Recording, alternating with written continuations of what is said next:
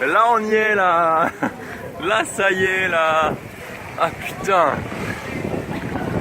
Bon il fait pas si chaud que je l'avais prévu, mais on s'en fout, on y est là.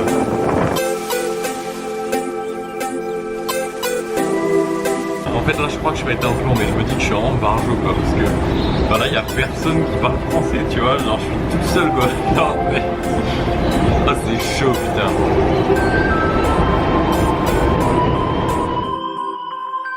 Bon du coup ça fait 2 jours que je suis en Australie là, donc le voyage c'était trop crevant. J'ai un peu galéré à m'installer parce que j'ai eu du retard sur le vol et en fait je suis arrivé à 23h au lieu de 19h30.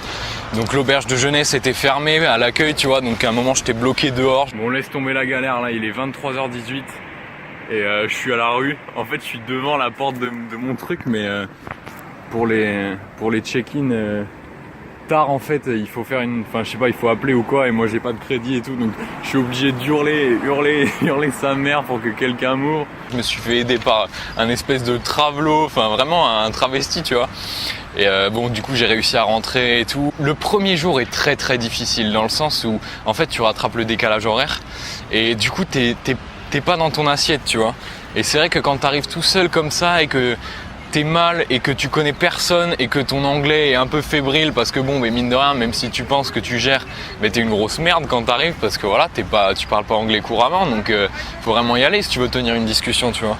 Donc c'est vrai que le premier jour, j'étais vraiment blasé un peu, tu vois, genre je me disais mais putain, mais qu'est-ce que j'ai fait? Je sais pas, j'ai l'impression que je suis en train de faire une espèce de baisse de pression complète, tu vois, genre limite je me suis mis à chialer, tu vois, parce que je sais pas, j'ai eu un moment où je me suis senti seul et tout. Mon père m'avait prévenu de ça, il m'a dit voilà, quand tu voyages et que tu prends le décalage horaire dans la gueule et que tu connais personne au tout début, c'est normal, t'as vraiment une phase de déprime et une phase où ça va pas, tu vois. Aujourd'hui c'est passé, ça va beaucoup mieux. Et du coup le premier truc que j'ai fait, donc c'est ouvrir tout patati patatra là, tout le truc administratif, tu vois, compte en banque, forfait téléphonique, tout ça, c'est vraiment hyper facile. Genre ouvrir un compte en banque 10 minutes max, pour avoir un forfait téléphonique 5 minutes.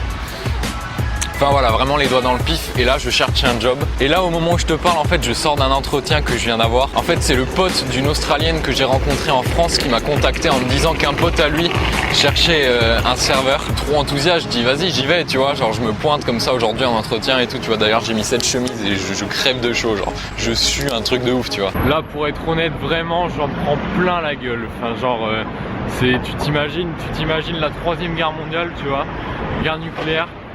Je prends 8 à 15 ogives dans la gueule par seconde, tu vois, genre regarde.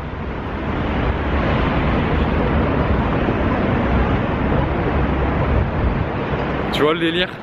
C'est du délire. Tu sais, moi j'ai aucune expérience en tant que serveur. J'ai fait de la préparation en cuisine, j'ai fait du service, genre tenue de caisse, voilà, remboursement, rendu de monnaie et tout ça, mais j'ai pas vraiment d'expérience en tant que serveur, tu vois. Et là j'arrive et je vois le resto mais de la taille du jardin, tu vois, genre vraiment, mais le truc abusé quoi. Du coup je vais voir le manager, il me dit t'as de l'expérience dans le service, t'as de l'expérience dans la restauration? Je fais bah ouais, dans le fast food et dans la préparation et tout, mais pas vraiment ça. Il me dit tu sais faire des cafés? Je lui fais bah ouais, les cafés machines, de la restauration rapide. Il me dit ok, moi j'ai besoin d'un mec qui sait faire le taf, tu vois. Moi j'ai besoin d'un mec qui assure que j'ai pas besoin de former et tout. Je fais ouais ok, je suis prêt à apprendre, tu vois, je suis là pour ça, et puis il faut bien une première fois à tout et tout, mais il me dit bon ok, la semaine prochaine je t'appelle, tu fais un essai. Mais je sais pas, genre je vais donner vraiment mon max hein, mais c'est chaud quoi. Si t'as aucune expérience et que t'arrives dans un truc énorme comme ça, c'est vraiment tendu. Tu sais faire le taf, c'est bon, tu sais pas le faire, casse-toi, tu vois, tu sers à que dalle quoi. Et le mec il se sera pas chier à te faire sentir que tu lui fais perdre ton temps, donc voilà. Mais sinon tout se passe super bien. Je suis à côté du centre-ville, donc ça c'est super, tu vois, genre j'ai vraiment un super jardin juste à côté de moi. Par là-bas c'est le centre-ville un peu, je te montrerai ça, enfin tu dois déjà avoir vu avec les images que je t'ai passées. Donc voilà, ça se passe bien. J'espère que je vais trouver la connexion pour pouvoir publier toutes ces vidéos, parce que c'est vrai que c'est chaud.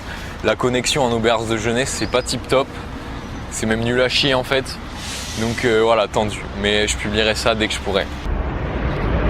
Alors il y a un truc à Sydney qui est vraiment pas du tout comme chez nous, c'est qu'ici t'as vraiment pas le droit de traverser la rue quand c'est feu rouge, tu vois. Du coup t'as des énormes boutons, genre juste comme ça là.